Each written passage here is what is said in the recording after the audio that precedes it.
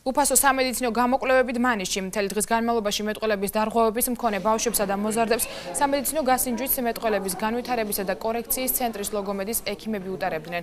კონსულტაციებს მოზარდების მშობლებს პარალელურად ფსიქოლოგთა ჯგუფიც უწევდა.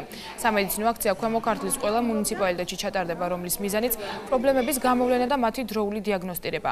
სამედიცინო გამოკვლევებს პირადად აკვირდებოდა ქვემო ქართლის გუბერნატორი პაატა ხიზანაშვილი. სამხარეო ადმინისტრაციის მხარდაჭერით აქცია უკვე ჩატარდა რუსთავსა და გარდაბანში. წინა ეტაპზე ხდება ბავშვების დაავადებების გამოვლენა და შესაბამისი რეკომენდაციებისა და დანიშნულების მიცემა. ფაქტობრივად თითქმის 80%-ს დაავადებული ბავშვებისას მოვიცავთ. დანარჩენები ახლა ზოგიერთი ავად იყო, ზოგი შორეული სოფლიდან იყო და იქიდან ვერ ჩამოვიდა, მაგრამ ეს ჩვენი გასვლითი ღონისძიებები გაგრძელდება. ძირითადად სასის პათოლოგიები იყო.